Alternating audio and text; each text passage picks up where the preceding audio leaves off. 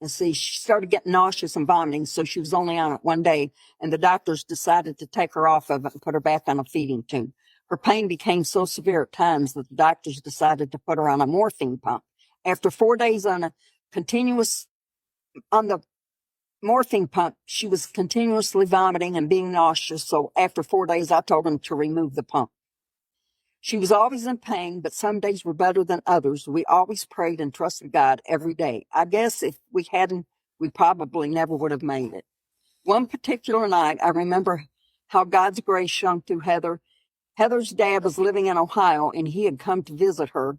Him and I were at the hospital, and it was around 9 o'clock, and Heather was in severe pain and was nauseous, and she began crying and saying, "Help me, Mommy. Help me, Daddy. Please help me with all this." She started saying she wanted to go home. "My body can't take it any longer. My body is so weak. I just can't go on." And we told her to put it in God's hands, and he would do what he could do. And so she hadn't been watching TV, and she gets her remote, and all of a sudden she peacefully went to sleep.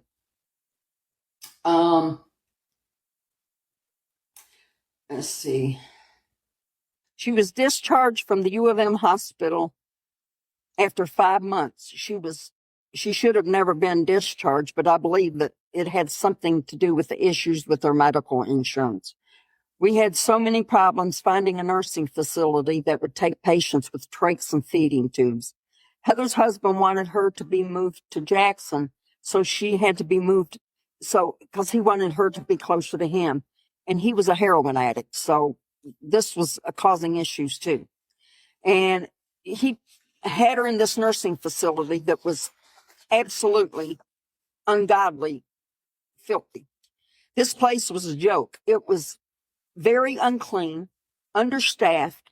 Heather was never cathed when she needed to be.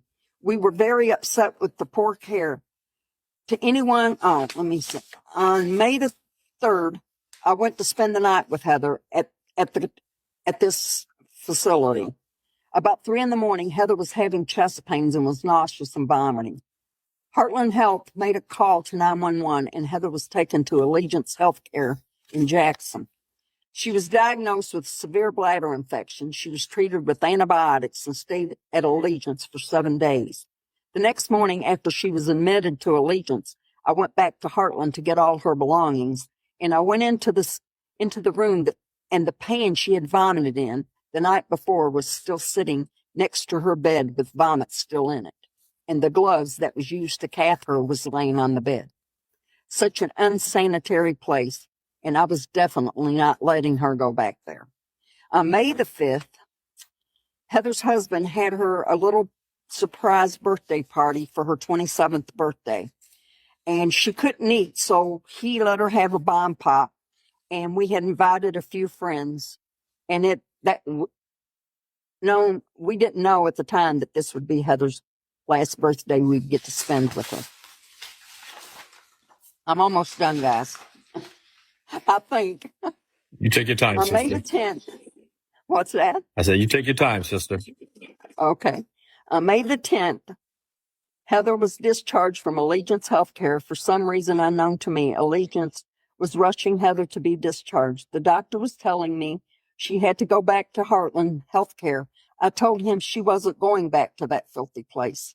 One of the hospital social workers gave me the name of a nursing facility in Battle Creek. It was called the Laurels of Bedford, and Heather's husband and I went to check the place out. As we were pulling back into the hospital parking lot, I received a call from the social worker telling me Heather was being discharged at 4 o'clock. The hospital was forcing Heather to leave. Her husband agreed to have her moved to Laurels. It was a really clean facility, lots of activities, and we really didn't have any other choice but to put her there because they were forcing us out of the hospital.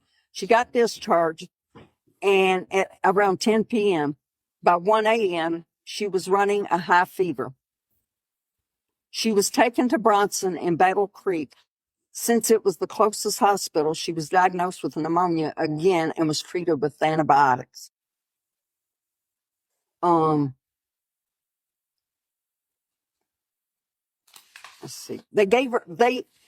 Bronson decided to try plasmapheresis on her, but it didn't work because she had already had the disease for months, and they thought they at least gave it a try.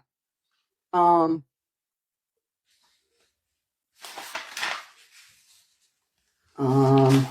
saying the paper's covering your face. Okay, Bill. It's been 7 months. June of 2013, she'd been in the hospital sick for 7 months and has been in the hospital. There had been no big change in Heather since she completed the plasmapheresis. She seemed to have had a few days that were better than others, but really, it didn't really do anything for her. After Heather received the plasmapheresis, she contacted a pneumonia again. She had to be put back on antibiotics and the vent for a few weeks before her oxygen level was staying so low. She also had to have another blood transfusion. She ended up having, in 13 months, she had 5 feeding tube replacements and 5 blood transfusions. The feeding tubes to replace for getting caught on wheelchairs and her turning over in the bed. July this month makes 8 months. Heather has been, I'm not going to read that. Nothing really happened. In August of 2013 has been 9 months that Heather has been in the hospital with GBS. Heather was in Bronson Hospital in Battle Creek for almost 3 months. She was discharged from Bronson on August the 15th. She was put in the Pines Healthcare Facility in Lansing. It was really hard trying to find the care facilities, again, that would take trachs and feeding tubes. She was only in the Pines one night, started running a fever. On Monday, August the 16th, she was taken to Sparrow Hospital in Lansing. She was diagnosed with pneumonia in both lungs. Heather's condition worsened while she was in Sparrow.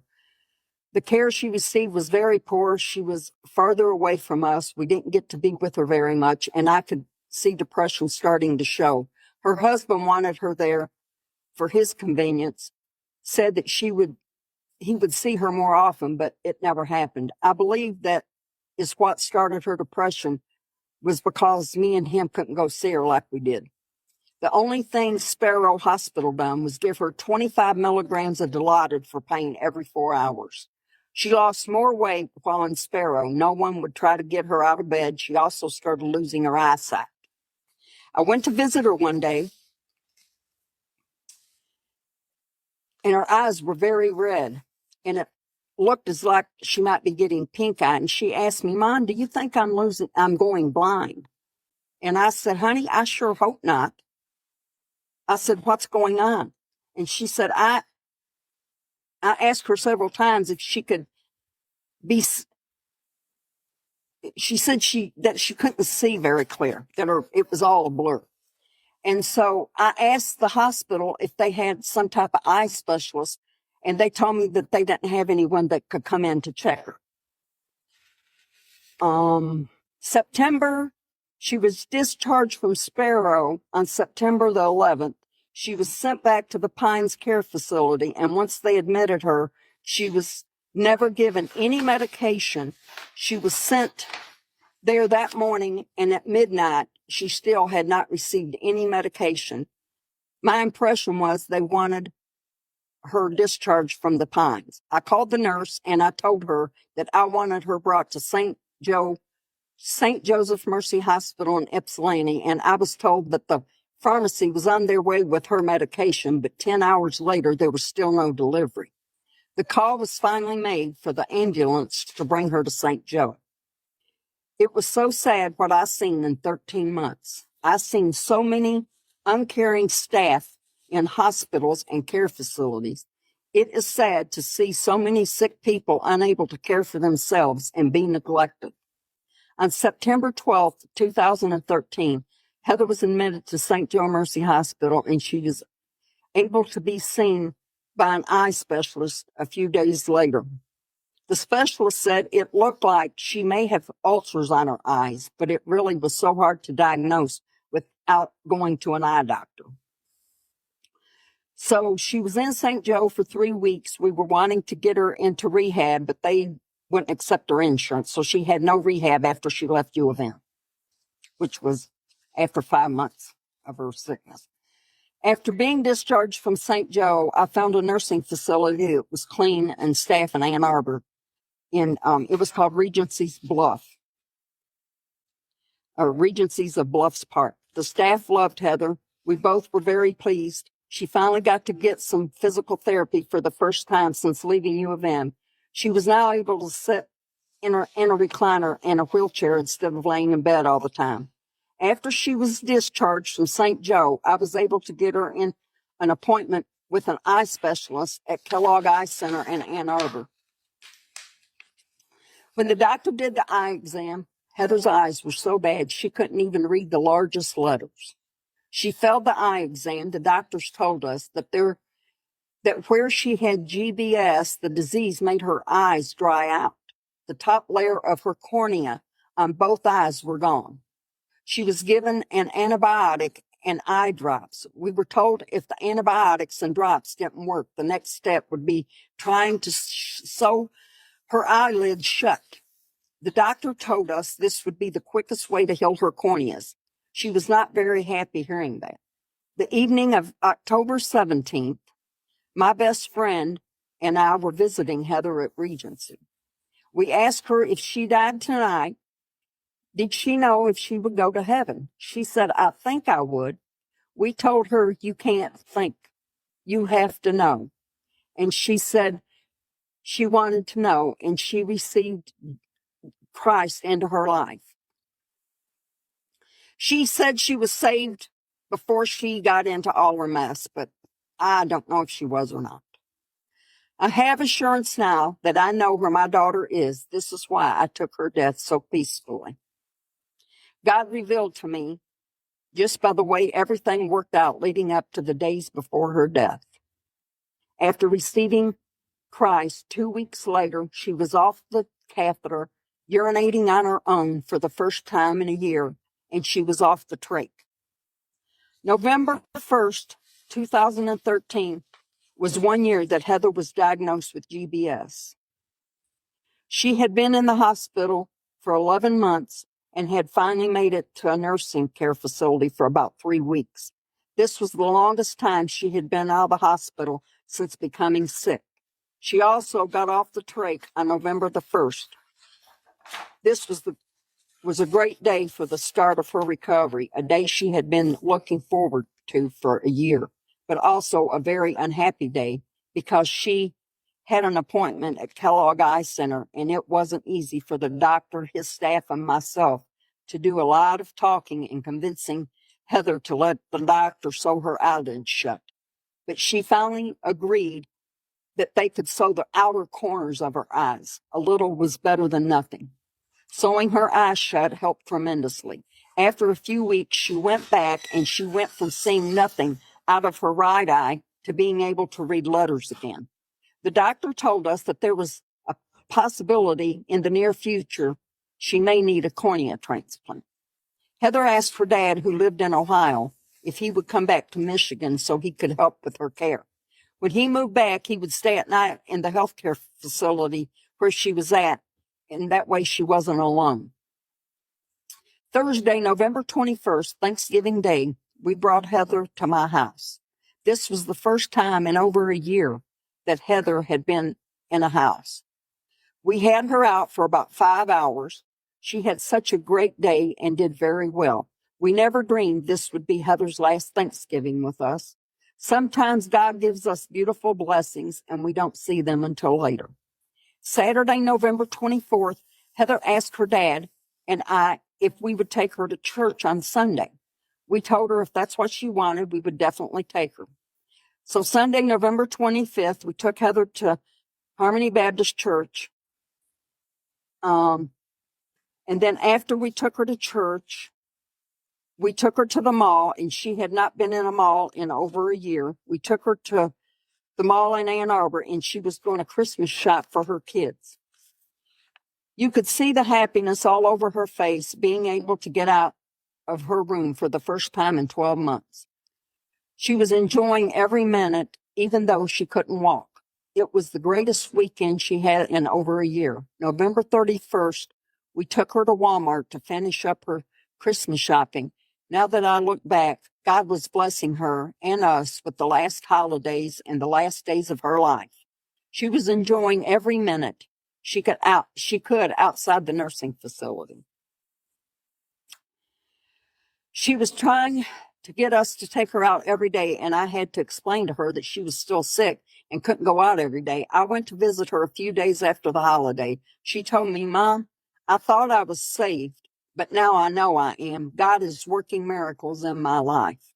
Heather would always smile, even on her worst days. But once she accepted Christ into her life and all the things began to happen, it was a different smile, a smile of joy and true happiness.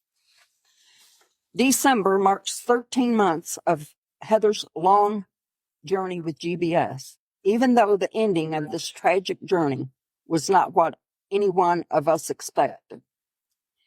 We all must know one thing: God's plans are not our plans. There was a hearing held at Jackson County Friend of the Court in Jackson, Michigan on December 3rd, 2013, and it was agreed upon that Heather could start having visitation with her kids. She was supposed to start having visitation beginning December 21st. This would be the first time in over a year that she would actually get to see them.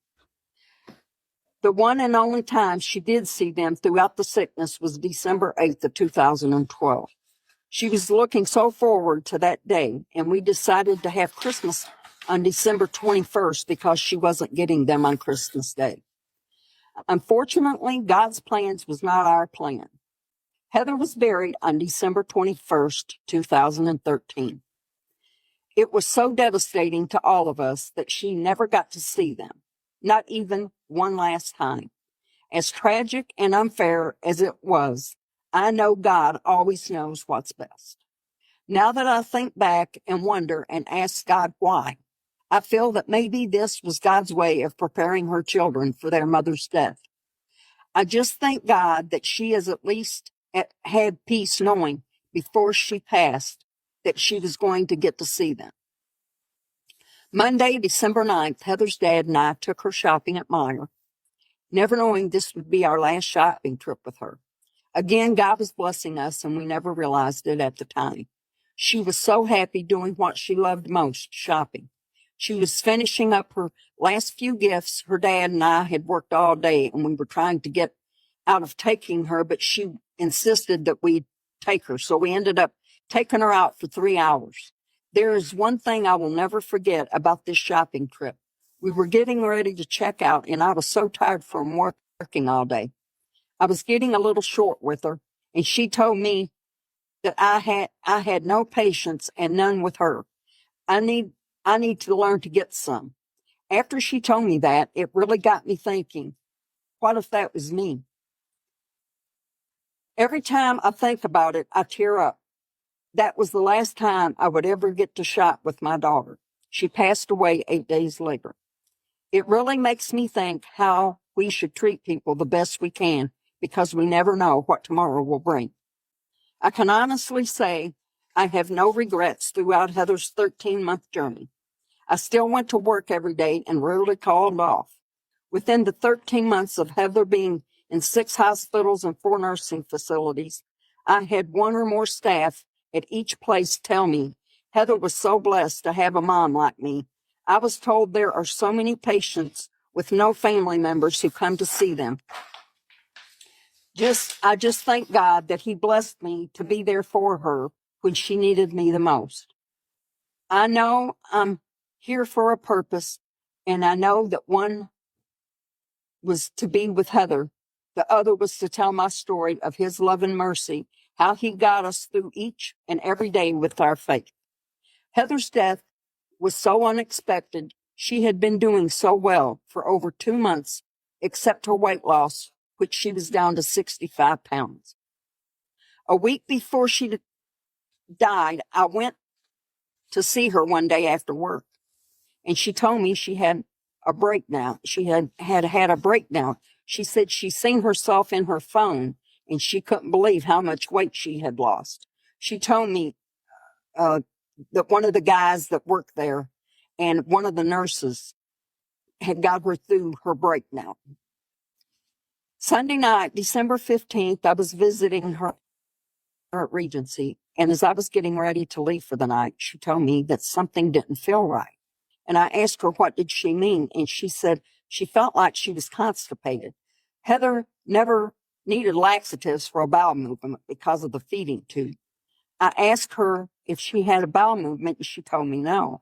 I told her if she continued to feel that way, that she needed to maybe get a nurse to come in and give her a laxative.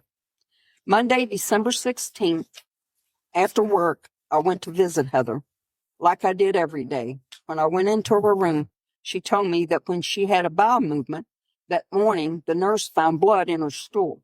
She said no one seemed concerned about it. Around 6 p.m., Heather's nurse came into her room to give her pain medication. She rushed out of her room real fast, and in a few minutes, she called me out in the hall. Heather could sense something was going on, and Heather said, okay, what is going on? You're freaking me out. The nurse told me they were sending her to St. Joe Hospital because she was bleeding internally. When she went to put the medication in the feeding tube, blood was coming out from the tube. Heather was so upset, all she kept saying was, I'm coming to your house Saturday.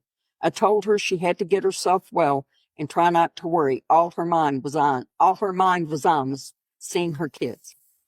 Once Heather got to St. Joe Hospital into the ER room, when her feeding tube was open, blood was pouring out of the tube. The doctor told me they were going to wait until morning to see if the bleeding would stop. Once they got her to the room, she began having severe stomach pain. The doctor explained to me that they were going to have to put her on a ventilator to keep her stabilized during surgery because of her condition, and it was for her best interest. I explained to them that she had just been taken off of the vent that she'd been on a year ago and had issues getting taken off, and they said that this is what they had to do. And I knew she would be upset, but I knew they had to do whatever they needed to get her through it.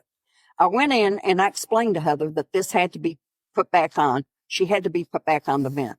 So she was so upset telling me she didn't want to do this again. I told her to pray and leave it in God's hands. She was taken down for a CAT scan at 5 a.m. Tuesday, December 17th. A physician's assistant came in and told me what kind of surgery she was having, and they were going to do a scope, but decided to laparotomy. It's exploratory laparotomy, which is the method of abdominal exploration. They took her in at 6 o'clock, and around 6:40, the doctor called me into a counseling room. She told me there was very bad news that Heather's bowels were twisted, the blood supply to her bowels was shut off, and her bowels were dead. I asked how long she could live like this, and she said a few hours. She told me to start calling all my family. At that moment, I had no family with me, but I did have my Jesus. He helped me through it.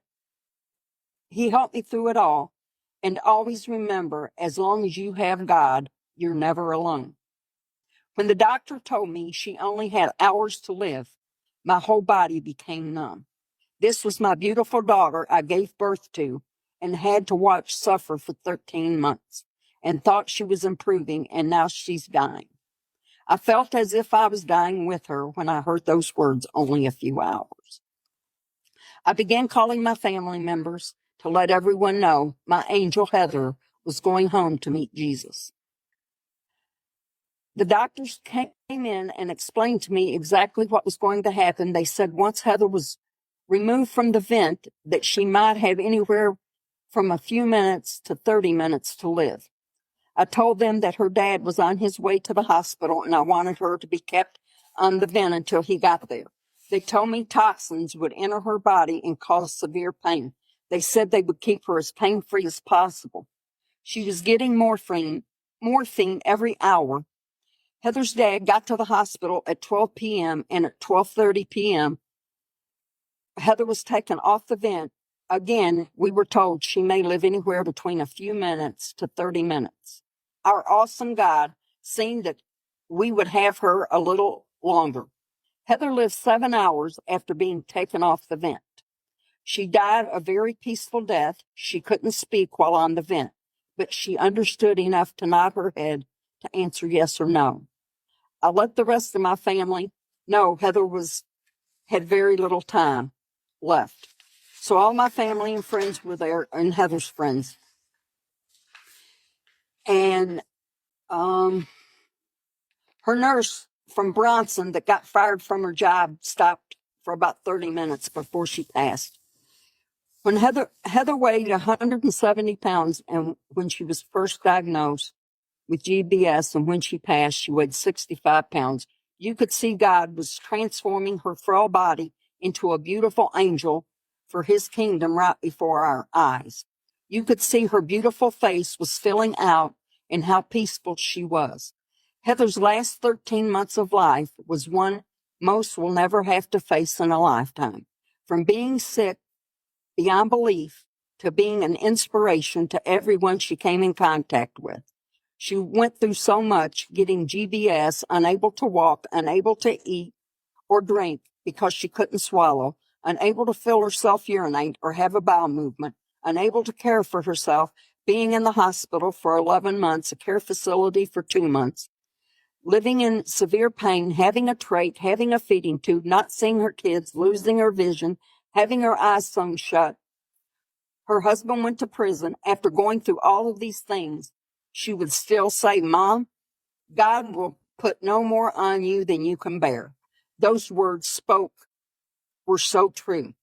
There is nothing more tragic for me to face in life than seeing my daughter having to suffer like she did and having to die at such a young age. Heather and I both had all the faith in the world. There were times we both wanted to give up. I want everyone I'm reading the book, but anyone facing life, if you have God in faith, God will definitely get you through the storm. Heather and I both are living proof it can happen. Yes, I lost my daughter, but she was a precious gift from God, given to me only for a while. I also thank God for Heather's 3 beautiful children. God bless both of us with them. As long as I have them, I will have part of Heather in my life. All 3 resemble Heather in some way. They are all I have left of Heather, and I will cherish every moment that I have with them. I thank God every day for all 3 of them.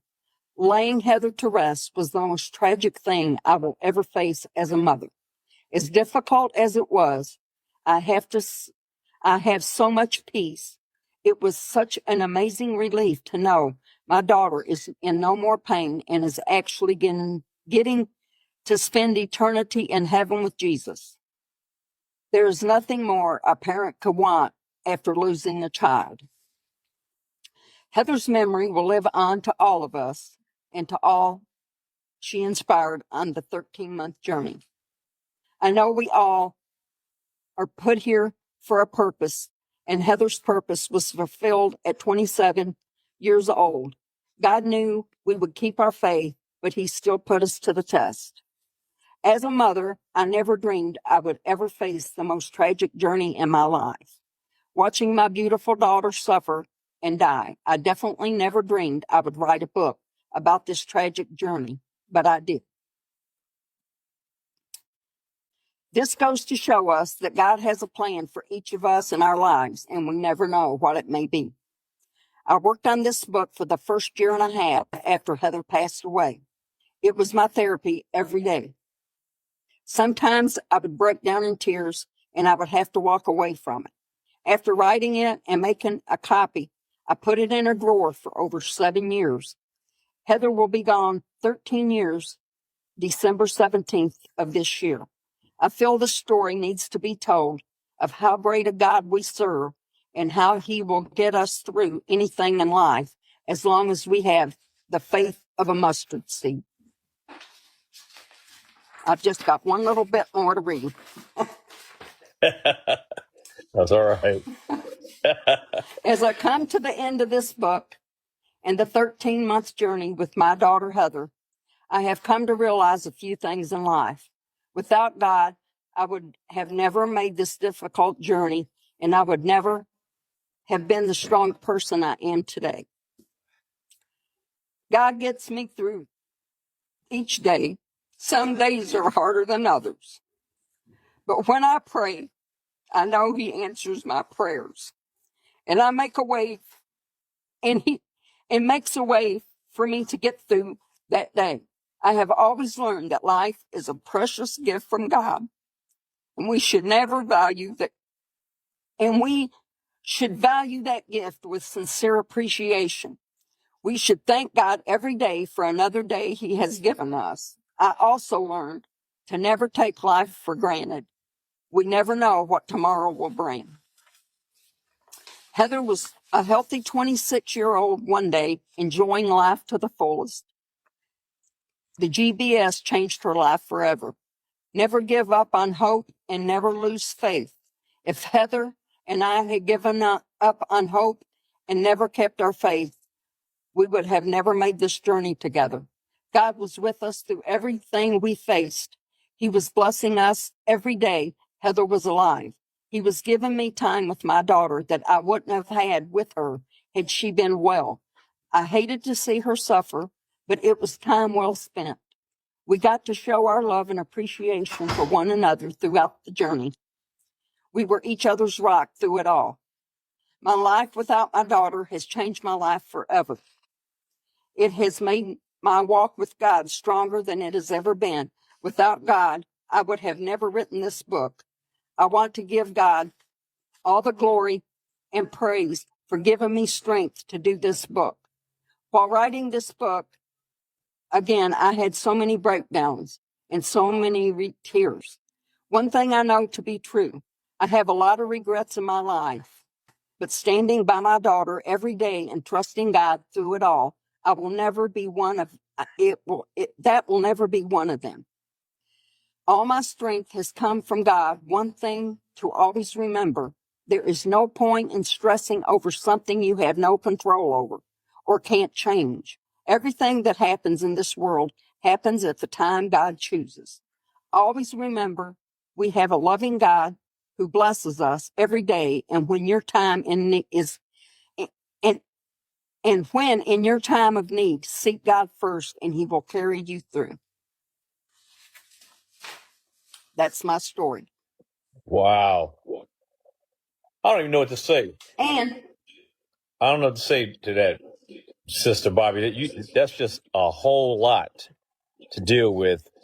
I went through the divorce, and now my youngest daughter has nothing to do with me.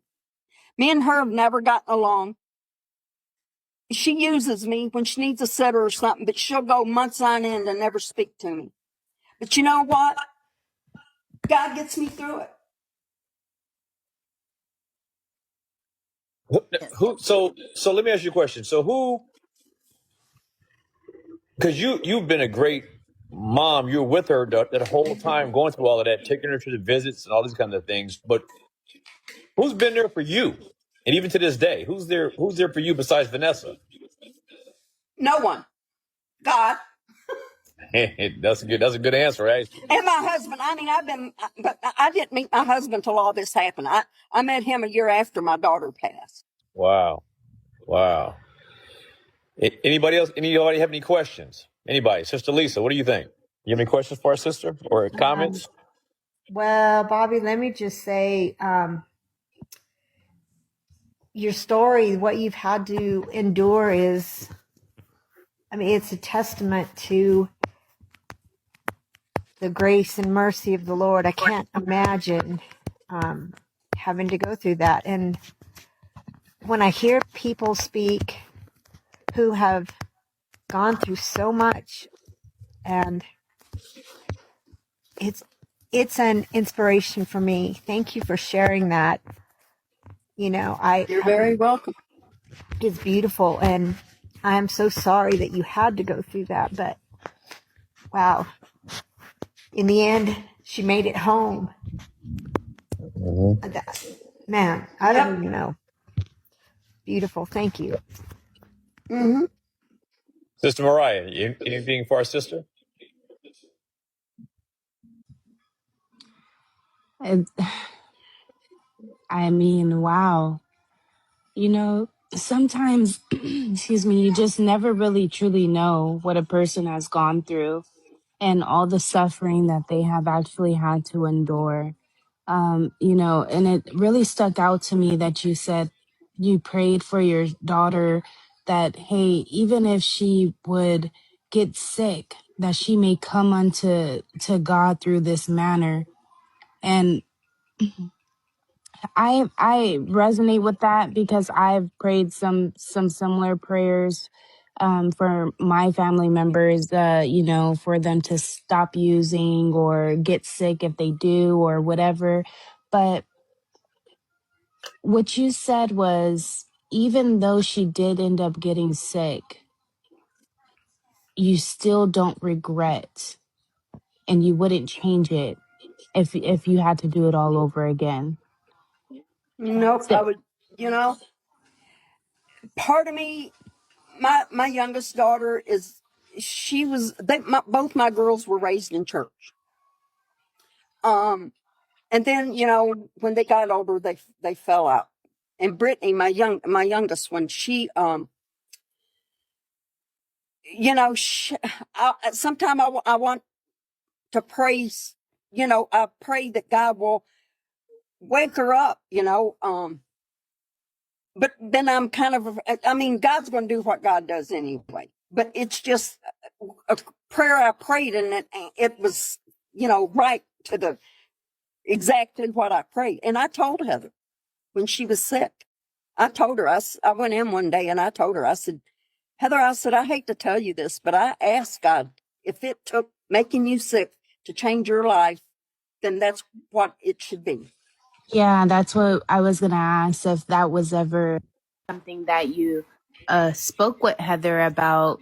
And, you know, but in the end, it seemed as though Heather too was grateful, and she had a peace of knowing that she belonged to God.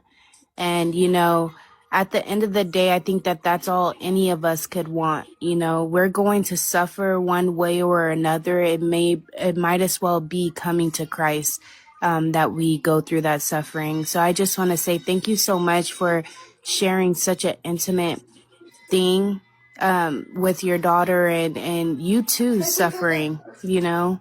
I don't think that that could be overlooked, because how hard on it is to deal with having to constantly be in the hospital. That's a weight not only that Heather had to bear, but you as well.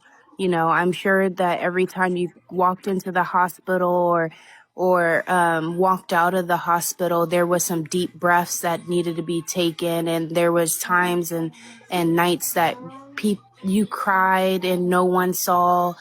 And, you know, I'm glad that you have your husband now, and you have Sister Vanessa as well, because you don't have to be alone. And I'm glad that I know you, that, you know, we could be here for you in ways that we didn't know, or that we can be from here on out as well. So just thank you so much. I appreciate you.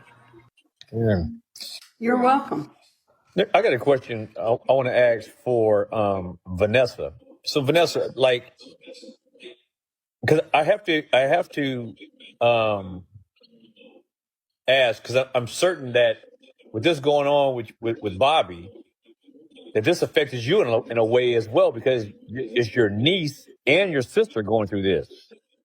So how did you cope with these things that were going on, and how did you and your sister comfort one another with all of this? Well, we lived together at the time, and we had our little bouts because she was so stressed out. You know, she went through a lot. Been sitting over here reliving it, and I've been bawling my eyeballs out, but because I know what she went through. It's just hard to see that she had to suffer like that. But she has God now. Like, she had God then, but not as much as she does now. And she didn't know him as much. But I knew God. I knew God. God got me through it, and I knew God. But and after my divorce, and while Heather was sick, really wasn't going to church. But after she passed, I started going back. But Jonathan, I'm going to tell you something. I've been to church, different churches. My ex-husband was a pastor, but they were dispensationalists. But I'm very honest with you. I have never got from anyone what I get from you. Your teachings. I've grown so much more from you. And before Vanessa started following you, I would talk about you all the time. Mm-hmm. And it's just, and the panel, I love everybody. It's just like my home. It's just like my home church. Yep. I don't need to go to church. I get more fed from this than I've ever got in my entire life. Well, thank you, sister. amen. Like